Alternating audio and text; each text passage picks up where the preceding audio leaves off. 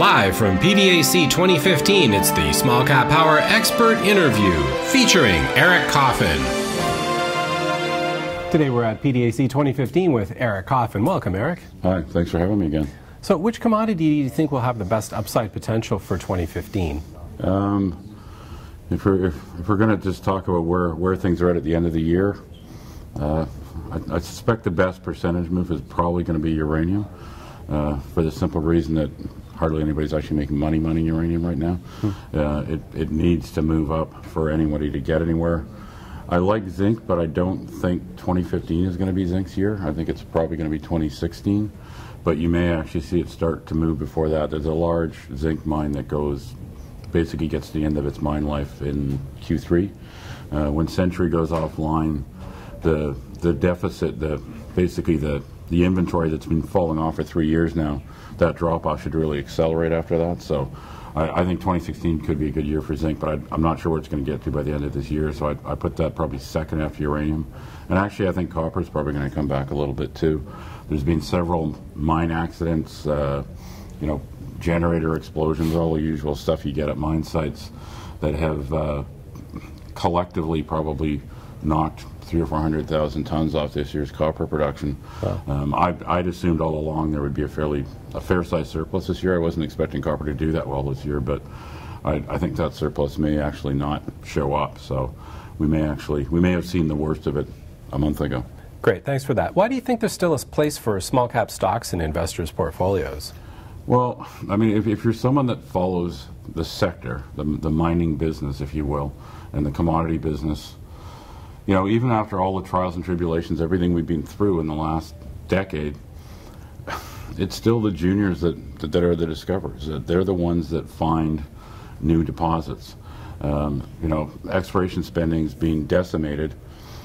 Most of it these days is done by majors, but if you look at what they actually spend money on, the majority of it's brownfield stuff. And at the end of the day, if the world's going to have enough copper, have enough uranium, have enough gold, have enough anything, someone's got to be out there finding new stuff, and it's still really the juniors that do that.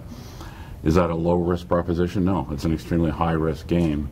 But the other side of the coin is if you're lucky enough to attach yourself to one of these companies that makes a true new discovery, the potential gains are enormous. So what do you personally look for in a junior resource stock before investing? You look at the management team. I like to see competency on both sides. I mean, obviously you need to have strong technical people. The geologists have to know what they're doing, but I like to see that there's a couple of market guys around it too, because at the end of the day, any junior company is a negative cash flow business. You need to have guys in there that know how to deal with the market and how to raise money. Nothing happens if you don't raise money. So you need both of those. I like to see a group of projects, but I'm not one of these guys that I don't necessarily go for the whole scattershot thing. I'd like to see that they've got we have an idea, we have a specific sort of set of models in a specific area that we spent a lot of time thinking about. We know how we want to target these things, and as they start doing work, if you start seeing targets develop, and what you really want to see is, you don't expect the perfect thing to show up after they go out once or twice. What you want to see is these targets improving every time they go out, looking stronger. Because basically, by the time it gets to drill stage, you want to see something that's got enough scale potential that if they're right, if they hit something, it's going to be big enough to be mineable. And along with that, of course, you don't really want to be dealing with.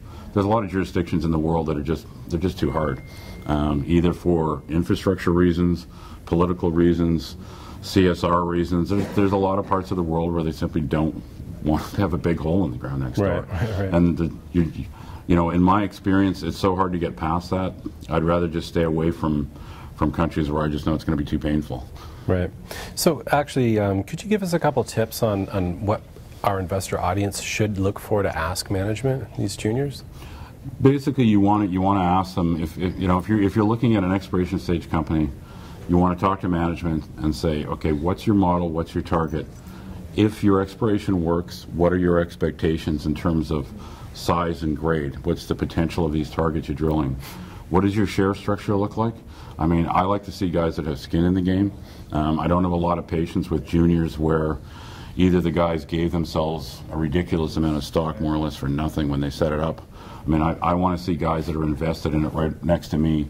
I mean, not to put too fine a point on it, I want it to hurt them as much as it hurts me if things don't work out. That tends to concentrate the mind a bit.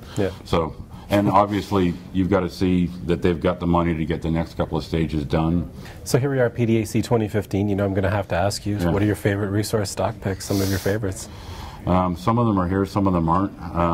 You know, there's a couple of companies that I've followed for years, like Kamenak, that great gold project, moving towards feasibility. Columbus, great gold project moving towards feasibility, but I like their Nevada stuff too. They're going to be doing a 45,000 meter program, so it's just going to be news flow like crazy. Great. I'm actually, right after this interview, I'm sitting down with a company called Pure Gold, which has got projects in Madsen, which is essentially part of the Red Lake camp. That's kind of old home week for me. When I was in high school, I actually worked in the mill in Madsen. Oh, wow. So I actually went and visited it last fall. And this is actually a good example of what we just talked about. I liked it. I liked the targets. But I was like, you know what? I need to see a couple of drill holes first. Right. Because it's not, these aren't easy things to find. I actually just put out a couple of really good holes this morning. So great. I'm going to sit down and go through that. I'll probably do a few meetings with Precipitate. But Precipitate, just so everybody realizes, I'm not objective on that. I was one of the founders, and I own a crap load of it. So, don't consider that an objective opinion. But I really, that's one of those ones where every time they've gone back, the target looks better. Right. They actually drilled the discovery hole in the fall, but of course they managed to do that just as the gold price was falling apart, so nobody cared. But they'll be back drilling again, and I really like that target. Great. Well, thanks for taking the time for today's interview. Thank you. Thanks for having me. Good to see you. Yep. Keep up to date with all of your favorite small caps. Subscribe to our free newsletter and get daily investment ideas, breakout stocks, momentum gainers, expert and analyst stock picks, and more. Smallcappower.com. Investing ideas and research.